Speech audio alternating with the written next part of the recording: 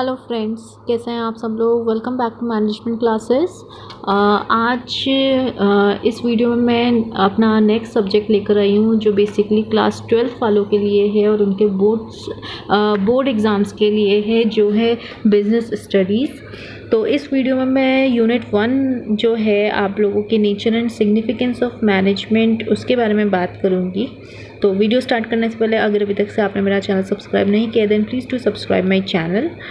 Unit first में ये first part है जिसमें मैं यूनिट फर्स्ट के जो टॉपिक्स कवर कर रही हूँ वो है regarding what is management all about, then what are the various functions of management, role of process, efficiency and effectiveness and the relationship between efficiency and effectiveness.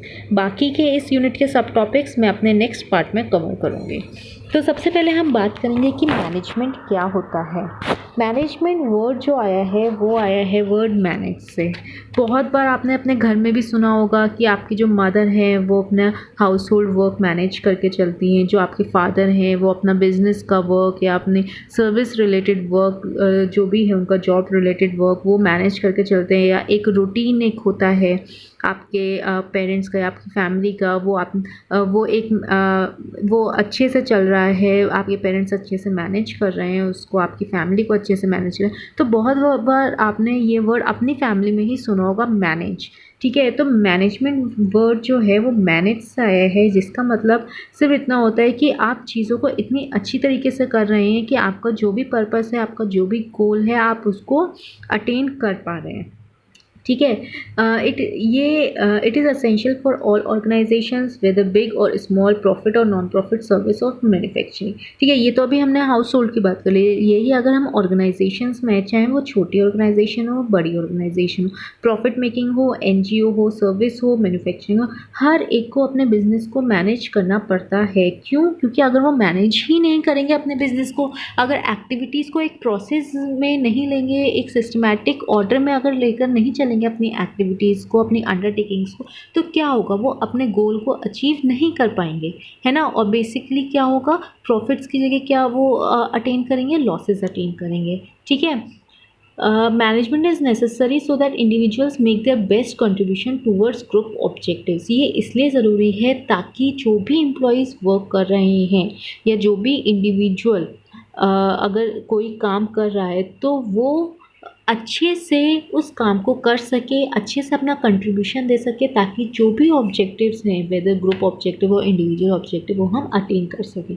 ठीक है, जैसे कि मैंने यहाँ पे एग्जांपल्स दिए, सुहासिनी जो मैनेजर है फैबमार्ट की। फैबमार्ट एक वो ऑर्गेनाइजेशन है जो हैंडलूम सेक्टर को बूस्ट करती है, उसकी सेल्स को इंक्रीज़ करती है, handloom items basically sell out करती है। बिल गेट्स जो है माइक्रोसॉफ्ट के, इंदिरा नूई है पेप्सिको की, या आपके प्रिंसिपल ही हुए आपके स्कूल के। ठीक है, ये सब क्या कर रहे हैं, ये अपने ऑर्गेनाइजेशन को मैनेज कर रहे हैं, प्लस ये अपने जो एम्प्लॉयज़ हैं उनसे मैनेज करवा रहे हैं। ठीक है, तो मैनेजमेंट ये भी चीज़ अंडरटेक करता है कि आप कैसे दूसरे लोगों से काम करवा रहे हैं इफेक्टिवली एंड एफिशिएंटली, अच्छी तरीके से, ताकि आप ऑब्जेक्टिव्स को या अपने एंड रिजल्ट्स को अचीव कर पाएँ। ठीक है, जो स्कूल्स हो गए, हॉस्पिटल्स हैं, शॉप्स हैं, लार्ज कॉरपोरेशंस हैं, ठीक है, इन सब के क्या है, डाइवर्स गोल्स हैं। डाइवर्स मतलब अलग अलग गोल्स हैं। हॉस्पिटल का अलग गोल है, शॉप्स का अलग गोल है, ऑर्गेनाइजेशंस का अलग गोल है, स्कूल्स का अलग गोल है। ठीक है, तो हर एक ऑर्गेनाइजेशन आप देख रहे हैं या हर एक बिजनेस, ठीक है, कुछ ना कुछ अचीव करने के लिए ही सेटअप हुआ है। ठीक है, अब उस चीज़ को अचीव करने के लिए उसको क्या करना पड़ेगा, मैनेज करना पड़ेगा। ठीक है, मतलब प्रॉपर मैनेजमेंट करनी पड़ेगी। हर एक के गोल्स होते हैं, अब चाहे वो गोल सेम हो या डिफरेंट हो, लेकिन हर एक चीज़ में क्या कॉमन रहेगा, मैनेजमेंट और उसके मैनेजर्स। ठीक है, मतलब कौन मैनेज कर रहा है और कैसे मैनेज कर रहा है। It is an activity which is necessary wherever there is a group of people working in an organization. अब एक ऑर्गेनाइजेशन है, वहाँ पे बहुत सारे ग्रुप ऑफ पीपल्स हैं, अगर हम उनको मैनेज करके नहीं चलेंगे तो क्या हम उनसे वर्क करवा पाएंगे, नहीं करवा पाएंगे, है ना। तो इसलिए मैनेजमेंट कहाँ पर ज़रूरी है, जहाँ पर बहुत सारे लोग काम कर रहे हैं और उन लोगों को अलग अलग टास्क दिया हुआ है। तो जब तक हम उन लोगों के ऊपर वॉच नहीं रखेंगे या हम उन लोगों से काम अच्छे से नहीं करवाएंगे, हम अपने डिज़ायर्ड गोल्स अचीव नहीं कर पाएंगे।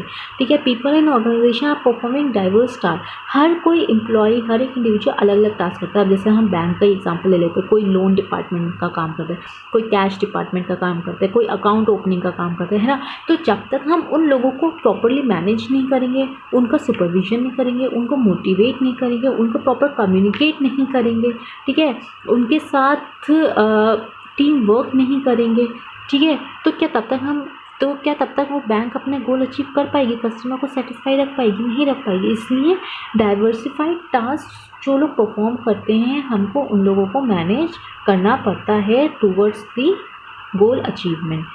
ठीक है, management aims at guiding their efforts towards achieving a common objective a goal. मतलब मैनेजमेंट में देखिए कुछ टर्म्स जो हैं वो कॉमन हैं, जैसे गोल को अचीव करने के लिए चीज़ों को मैनेज करना पड़ता है।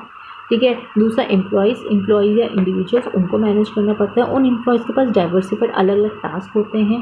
ठीक है, अगर हम एक अपने हाउस होल्ड का एग्जांपल ले लें, अपने नॉर्मल रूटीन का, मान लो हमको कोई पार्टी थ्रो करनी है। ठीक है, अब हमारे फैमिली में 4 पीपल्स हैं। ठीक है, अब हर एक जना अलग अलग डिपार्टमेंट देखेगा। कोई मे बी पार्टी का अरेंजमेंट देख रहा है, कोई म्यूज़िक सिस्टम देख रहा है, कोई फूडिंग का देख रहा है। तो अब यहाँ पर एक जने को लीडर बनकर बाकी 3 लोगों को मैनेज करना पड़ेगा, उनको ऑब्जर्व रखना पड़ेगा, ताकि आप अच्छे से पार्टी यहाँ पर थ्रो कर पाएँ। तो यहाँ पे कॉमन ऑब्जेक्टिव क्या है आपका, या गोल क्या है यहाँ पर आपका? पार्टी, है ना, आपकी पार्टी अच्छे से कंप्लीट हो, ये आपको कॉमन ऑब्जेक्टिव है। और उसको अचीव करने के लिए आप क्या करेंगे? आप चीज़ों को मैनेज करेंगे। ठीक है, Thus, management has to see that tasks are completed and goals are achieved. That is effectiveness. Effectiveness का मतलब होता है least amount of resources, कम से कम resources में आपने काम को पूरा किया, और कम से कम कॉस्ट में अगर आप काम को पूरा कर रहे हो तो वो आप कहला जाओगे कि आप efficient भी हो या efficiency है। ठीक है, management has therefore being defined as a process of getting things done with the aim of achieving goals effectively and efficiently. तो यहाँ पे 3 terms important हैं, एक process, नेक्स्ट आ जाता है आपका इफेक्टिवली, एंड नेक्स्ट आ जाता है आपका efficiently. Process, effectively and efficiently, ये तीनों जो टर्म्स हैं ये आपके इम्पोर्टेंट हैं, जो एक मैनेजमेंट की डेफिनेशंस को कंप्लीट करती हैं। इन तीनों के बारे में मैं अभी आप लोगों के साथ अपनी नेक्स्ट स्लाइड में डिस्कस करूँगी।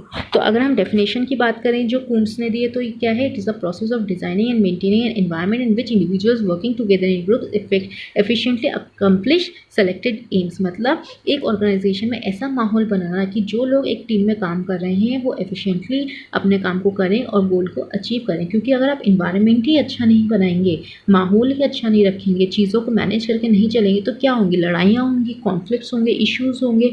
ठीक है, काम बिगड़ेंगे, तो आप क्या गोल अचीव कर पाएंगे? तब नहीं कर पाएंगे। तो इसलिए यहाँ पर क्या है, ये एक प्रोसेस है जहाँ पर एक इन्वायरमेंट क्रिएट करना पड़ता है ताकि जो लोग एक साथ काम कर रहे हैं वो अच्छे से काम कर सकें। अब अभी हमने पहले पढ़ा था वो 3 terms important, process, efficiency and effectiveness. तो अब हम उसके बारे में पढ़ेंगे। तो प्रोसेस क्या है? प्रोसेस इंक्लूड करता है primary function like planning, controlling, directing, जो आपके 5 फंक्शंस होते हैं, planning, organising, directing, staffing and controlling. तो प्रोसेस में हमारा वो आता है, मतलब मैनेजर ये 5 फंक्शंस करके चीज़ों को मैनेज करता है। अपनी जो उसका जो प्रोसेस होता है वो जैसे मैनेज करता है, उसमें वो इन 5 फंक्शंस को यूज़ करता है। ठीक है, एफिशिएंसी का मतलब होता है कि आप कोई भी काम कर रहे हैं लेकिन उसमें कॉस्ट आपकी कम आ रही है, आप बेफिजूल उसमें खर्च नहीं कर रहे हैं। ठीक है, ये कॉस्ट बेनिफिट एनालिसिस होती है जो किसके बीच में रिलेशनशिप शो करती है, बिटवीन इनपुट्स एंड आउटपुट्स। मतलब अगर आप कम से कम इनपुट में ज़्यादा आउटपुट दे रहे हैं और अच्छा आउटपुट दे रहे हैं तो आप क्या करेंगे? आप एफिशिएंट कहलाएंगे। ठीक है, कॉस्ट बेनिफिट मतलब कॉस्ट कम आए और बेनिफिट ज़्यादा है, आपका खर्चा कम आए और आपको प्रॉफिट ज़्यादा मिले। अगर ऐसा होता है तो आप एफिशिएंट है। इफ़ेक्टिवनेस का क्या मतलब है? कि आप सही टास्क कर रहे हैं और जो कंप्लीट कर रहे हैं उसको वो टाइमली कंप्लीट करें। It is concern with doing the right task, completing activities and achieving goals. In other words it is concern with the end result. मतलब जो भी आपको टास्क मिला है, गोल मिला है, आप उसको टाइमली कर रहे हैं। अगर ऐसा है तो आप इफ़ेक्टिव हैं। ठीक है, अगर अब हम बात करें relationship between efficiency and effectiveness, तो ये दोनों सिक्के के एक ही पहलू हैं, ठीक है। इसलिए क्या कहते हैं कि ये एफिशिएंसी और इफेक्टिवनेस को एक मैनेजर को बैलेंस करके चलना पड़ता है। ऐसा नहीं होना चाहिए कि इफेक्टिवनेस ज़्यादा है एफिशिएंसी कम है, या एक ऑर्गेनाइजेशन एफिशिएंट ज़्यादा इफेक्टिवनेस कम है। मतलब दोनों के बीच में इक्विवेलेंट रिलेशनशिप होना चाहिए, इक्वल रिलेशनशिप होना चाहिए, ठीक है।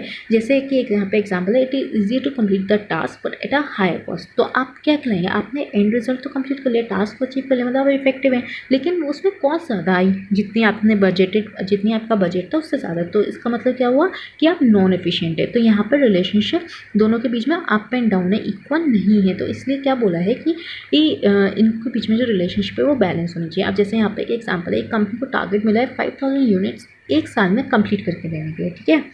अब मैनेजर ने क्या करा, डबल शिफ्ट लोगों की यूज़ लगा दी।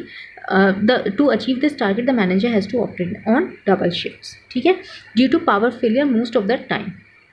पावर फेलियर की वजह से मैनेजर को वो टारगेट कंप्लीट करना था, इसलिए उसने डबल शिफ्ट लगानी शुरू कर दी। The manager is able to produce 5000 units but at a higher production cost. अब जब उसने डबल शिफ्ट लगानी शुरू कर दी तो उसकी वजह से क्या हुआ, उसका प्रोडक्शन कॉस्ट बढ़ गया। उसने काम तो टाइमली कंप्लीट कर लिया, मतलब वो इफेक्टिव तो है, उसने टास्क कंप्लीट कर लिया, लेकिन उसकी कॉस्ट ज़्यादा है। तो यानी कि क्या है, वो नॉन एफिशिएंट है, ठीक है। In this case the manager was effective but not so efficient since for the same output more inputs labor cost electricity cost for जब डबल शिफ्ट में काम होगा तो लेबर भी ज़्यादा ओवर टाइम मांगेगी और इलेक्ट्रिसिटी कॉस्ट भी बढ़ेगी। तो इस वजह से क्या होगा, प्रोडक्शन कॉस्ट बढ़ेगी। तो यहाँ पर क्या है, इफेक्टिवनेस है लेकिन एफिशिएंसी नहीं है। एट टाइम्स अ बिजनेस में concentrate more on producing goods with fewer resources, that is cutting down cost but not achieving target production. अब इसका उल्टा भी हो सकता है, मतलब जो कंपनी है वो एफिशिएंट है पर इफ़ेक्टिव नहीं है। जैसे उसकी कॉस्ट तो कम आ रही है लेकिन वो टास्क ही कंप्लीट नहीं कर पा रही है टाइम से, ठीक है। Consequently the goods do not reach the market. उस वजह से क्या होगा, जब टास्क ही कंप्लीट नहीं हो रहा है तो मार्केट तक गुड्स ही नहीं पहुंचेंगे और डिमांड जो है वो कम हो जाएगी और कॉम्पिटिटर्स आ जाएंगे, या कस्टमर जो है वो कॉम्पिटिटर्स का प्रोडक्ट खरीदने लगेंगे। तो इस केस में क्या है, आप एफिशिएंट है लेकिन आप इफ़ेक्टिव नहीं है, ठीक है। तो इसलिए क्या ज़रूरी है कि मैनेजर को दोनों चीज़ों को बैलेंस करके रखना होगा। अगर उसको विन विन सिचुएशन चाहिए, उसको टाइमली काम भी कंप्लीट करना पड़ेगा और उसको अपनी कॉस्ट भी काम रखनी पड़ेगी। अब हम बात करेंगे प्रोसेस की। प्रोसेस में मैंने आपको बताया था, प्रोसेस क्या होता है, जो एक्टिविटीज़ वो अंडरटेक करता है वो अपनी वर्किंग में, अपने प्रोसेस में इन 5 फंक्शन को मैनेजर इंक्लूड करता है। Planning, organising, staffing, directing and controlling.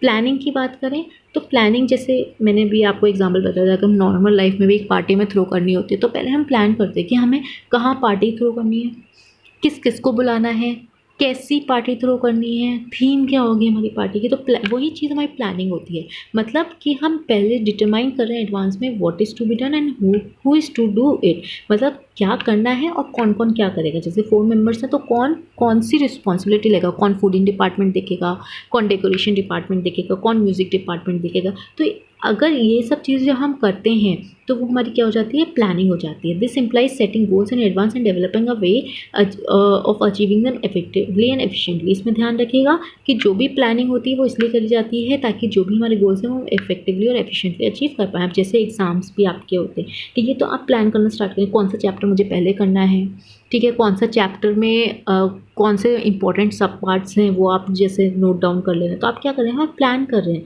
कि आपको कैसे अपना स्टडी मटेरियल रेडी करना है, कैसे आपको अपनी बोर्ड्स की प्रिपरेशन करनी है, ठीक है। अब जैसे सुहासिनी में ही था, organization the objective is procurement and salesment of traditional Indian handloom and handicraft items. They sell fabrics, furnishing, ready-mades and household items made out of traditional Indian fabrics, ठीक है। तो यहाँ पे क्या है, वो एक प्लानिंग करके चल रही है कि कैसे उनको हैंडलूम और हैंडीक्राफ्ट आइटम्स की सेल करनी है। प्लानिंग से क्या होता है ना कि planning can predict problems, planning problems को प्रेडिक्ट कर सकती है और उन प्रॉब्लम्स से निपटने के लिए वो कंटिजेंसी प्लान्स प्रिपेयर करके चलती है ताकि अगर वो आते हैं तो हम उसके लिए प्रिपेयर हैं। जैसे कि अगर एक अब जैसे ये लॉकडाउन का ही पीरियड चल रहा है, ठीक है, तो अब लॉकडाउन से पहले जब 1 दिन का लॉकडाउन हुआ था तभी लोगों ने प्लानिंग करनी शुरू कर दी थी कि हमको अपना फूड आइटम स्टोर करना पड़ेगा थोड़ा थोड़ा, या हमको जैसे लॉकडाउन और बढ़ गया तो अब हम प्लान करें कि हमको बच्चों को बिजी कैसे रखना है ताकि बच्चों का मन लगा रहे, ठीक है। तो ये क्या है, ये एक तरीके की प्लानिंग है ताकि अगर कभी भी कोई भी अनसर्टेनिटी आए या कोई भी प्रॉब्लम आए तो हम ऑलरेडी प्रिपेयर्ड हो उसके लिए और एक एंड टाइम पे हम पैनिक ना हो। ऑर्गेनाइजिंग की बात करें तो ऑर्गेनाइजिंग में क्या होता है, जो मैनेजर होता है वो ड्यूटीज असाइन करता है, टास्क को ग्रुप करता है, अथॉरिटी इस्टेब्लिश करता है और रिसोर्सेज को एलोकेट करता है ताकि जो हमने प्लानिंग करी है उसको हम कैरी आउट कर सके। तो ये ध्यान रखिएगा ऑर्गेनाइजिंग चैप्टर में क्या क्या चीज़ें इंपॉर्टेंट होती हैं, क्या क्या चीज़ें हमें दिमाग में रखनी है ऑर्गेनाइजिंग में। Authority responsibility, assigning duties and grouping task. ठीक है, it decide who will do a particular task, where it will be done and when it will be done. हम प्लानिंग में डिसाइड करते हैं कि क्या क्या चीज़ें हमको अपने पास रखनी है या क्या क्या चीज़ें हमको करनी है। ठीक है, अब उस चीज़ों को कौन कैरी आउट करेगा या जब हम पर्टिकुलरली असाइन करते हैं, ठीक है, तो वो चीज़ किस में आती है, ऑर्गेनाइजिंग में आती है। जैसे ए member of the family fooding देखेगा यहाँ, ठीक है, B member of the family decoration देखेगा। तो ये चीज़ किसमें, हम यहाँ पे चीज़ों को ऑर्गेनाइज कर रहे हैं कि कौन कौन सा काम करेगा ताकि हमारा जो वर्क है वो इजीली कैरी आउट हो जाए। It involves grouping of the required task into manageable departments और work units and the establishment of authority and reporting relationship within the organisation hierarchy. Plus इसमें क्या होता है, एक तरीके की रिस्पॉन्सिबिलिटीज तो दे दी जाती है जब हम किसी को टास्क असाइन करते हैं, प्लस उनको अथॉरिटी भी दे दी जाती है कि ठीक है आप डिसीजन कुछ हद तक डिसीजन अगर आपको लेने पड़े पर कोई भी ऐसी इमरजेंसी आ जाए, सिचुएशन आ जाए कि आपको कोई डिसीजन लेना पड़े, ठीक है, आपके पास इतना टाइम नहीं हो कि आप मेरे से आकर डिस्कस करें, अगर कोई मैनेजर कहता है तो आप वो तो क्या करें, यहाँ पे वो एक अथॉरिटी दे रहा है। अब बात करेंगे स्टाफिंग में। स्टाफिंग का मतलब होता है स्टाफ। स्टाफ कौन हो गया, हमारा पीपल हो गया, हमारे एम्प्लॉयज़ हो गए। ठीक है, तो स्टाफिंग में क्या होता है, placing the right person for the right job. मतलब अगर मैंने एमबीए करा है तो मेरे लिए एमबीए वाली जॉब होंगी, ना कि मेरे लिए टेक्नीशियन वाली जॉब होंगी, या ना कि मेरे लिए आईटी वाली जॉब होगी। अगर ऐसा होगा तो क्या होगा, गोल्स अचीव नहीं हो पाएंगे। तो स्टाफिंग में क्या होता है, राइट पीपल राइट जॉब के लिए सिलेक्ट होता है। मतलब एज पर द क्वालिफिकेशन हम पीपल को यहाँ पे अपॉइंट करते हैं। ठीक है, उसकी क्वालिफिकेशन के बेसिस पे। ये ह्यूमन रिसोर्स मैनेजमेंट फंक्शन भी कहलाता है, जो क्या क्या एक्टिविटीज़ इन्वॉल्व करता है, recruitment, selection, placement, training of the personal. ठीक है, जैसे एग्जांपल है इन्फोसिस टेक्नोलॉजीज विच जो सॉफ्टवेयर डेवलप करती है उनको किन लोगों की ज़रूरत होती है, एनालिस्ट या प्रोग्रामर्स की ज़रूरत होती है। ठीक है, प्लस मैंने ह्यूमन रिसोर्स मैनेजमेंट के नोट्स दिए हैं अपने चैनल पे। अगर आपको कुछ भी प्रॉब्लम है एचआर से रिलेटेड तो आप प्लेलिस्ट में जाकर देख सकते हैं। नेक्स्ट फंक्शन हमारा आता है डायरेक्टिंग। डायरेक्टिंग में जो इंपॉर्टेंट टर्म्स होते हैं वो आ जाते हैं आपकी मोटिवेशन, कम्युनिकेशन, लीडिंग, इन्फ्लुएंसिंग। क्यों, ताकि हम टास्क जो हैं लोगों से अच्छी तरीके से परफॉर्म करवा सकें। ठीक है, जो उनको असाइन है। इसलिए डायरेक्टिंग में क्या, हम डायरेक्शंस प्रोवाइड करते हैं। ठीक है, हम उनको कि आपको काम कैसे करना है, ठीक है, किस वे से करना है। ठीक है, ताकि जो एटमॉस्फेयर है कंपनी का वो अच्छा बना रहे। हम क्यों मोटिवेट करते हैं एम्प्लॉय को, ताकि वो कंपनी में रिटेन रहे और एक अच्छा इन्वायरमेंट बना रहे। ठीक है, हम क्यों उनको कम्युनिकेट करते हैं हर एक चीज़ कंपनी के बारे में, मतलब पॉलिसीज़ वगैरह या जो भी उनको बताने वाली बात है, ताकि वो समझे कि हाँ हम भी एक ऑर्गेनाइजेशन का पार्ट हैं। ठीक है, it also involve communicating effectively as well as supervising employees at work. Plus हम उनको सुपरवाइज भी करते हैं डायरेक्टिंग में, ये देखने के लिए कि कहीं वो गलत तरीके से तो काम नहीं कर रहे। अगर वो गलत तरीके से काम करेंगे तो क्या होगा, रिसोर्सेज भी वेस्ट होंगे, टाइम भी वेस्ट होगा और गोल अचीव नहीं कर पाएंगे। तो डायरेक्टिंग बेसिकली क्या इन्वॉल्व करती है, आपकी कम्युनिकेशन, लीडरशिप, मोटिवेशन। ठीक है, ये सब चीज़ें और प्लस सुपरवाइजिंग, ये सब चीज़ें डायरेक्टिंग में आपकी आती हैं।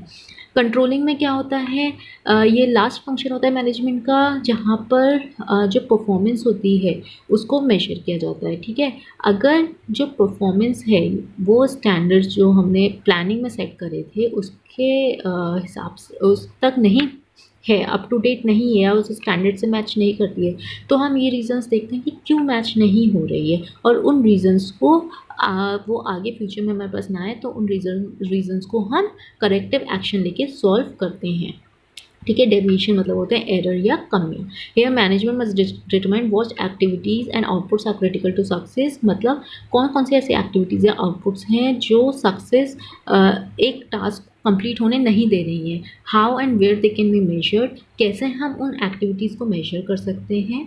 ठीक है, and who should have the authority to take corrective action, और कौन उन एक्टिविटीज़ या आउटपुट्स को सही करने में करेक्टिव एक्शन लेगा, किसको हमें कोई अथॉरिटी देनी है। तो ये हमारा हो जाता है कंट्रोलिंग। तो हमने 5 फंक्शन कौन से करे? प्लानिंग, जिसमें हम डिसाइड करते हैं क्या करना है, कैसे करना है, कौन करेगा। ऑर्गेनाइजिंग में हम क्या करते हैं? हम टास्क को असाइन कर देते हैं। प्लानिंग में हम सिर्फ प्लान करते हैं कि ठीक है हम ये टास्क इसको दे देंगे, उसको दे देंगे। ऑर्गेनाइजेशन में हम एक्चुअली में देते हैं, ठीक है। फिर हमारा नेक्स्ट आ जाता है स्टाफिंग, जिसमें हम राइट पर्सन राइट जॉब के लिए रखते हैं बेस्ड ऑन क्वालिफिकेशन। नेक्स्ट आ जाता है डायरेक्टिंग, जिसमें हम बात करते हैं leadership, communication, motivation and supervision के बारे में। और फाइनली आ जाता है कंट्रोलिंग, मतलब जहाँ पे हम कंट्रोल करते हैं किसको? डेविएशंस को, एरर्स को या कमियों को। किस में जो कमियाँ आ रही हैं? जो एक टास्क को कंप्लीट नहीं होने दे रहा है, या जो भी हमने अपने स्टैंडर्ड सेट करे हैं, अगर हम उस स्टैंडर्ड्स के इक्वल नहीं जा पा रहे हैं, हमारी परफॉर्मेंस उतनी नहीं है, तो वो क्यों नहीं है, उसके रीजंस एनालाइज करना, उसके रीजंस फाइंड करना और उसको कंट्रोल करना, ताकि इन नियर फ्यूचर वो जो भी डेविएशंस हैं या एरर्स हैं वो दोबारा अकर ना हो, ठीक है। तो बेसिकली मैनेजमेंट क्या है? जहाँ पर हम चीज़ों को एक प्रोसेस के थ्रू, वो प्रोसेस क्या इंक्लूड करते हैं? आपका planning, organising, directing, staffing and controlling. जी, प्रोसेस के थ्रू हम चीज़ों को मैनेज करते हैं, दूसरों से हम वर्क करवाते हैं, ताकि हम इफ़ेक्टिवली एंड एफिशिएंटली जो भी हमारे गोल्स हैं या जो भी हमारे स्मॉल टास्क हैं, हम उसको अचीव कर सकें, ठीक है। So that's all about today. इसका पार्ट 2 मैं अपनी नेक्स्ट स्लाइड में आपको बताऊंगी। सो अगर आपको वीडियो पसंद आई है तो प्लीज़ इसे लाइक करें, शेयर करें, कमेंट करें, कोई भी क्वेरी है, and don't forget to subscribe my channel. Thank you so much.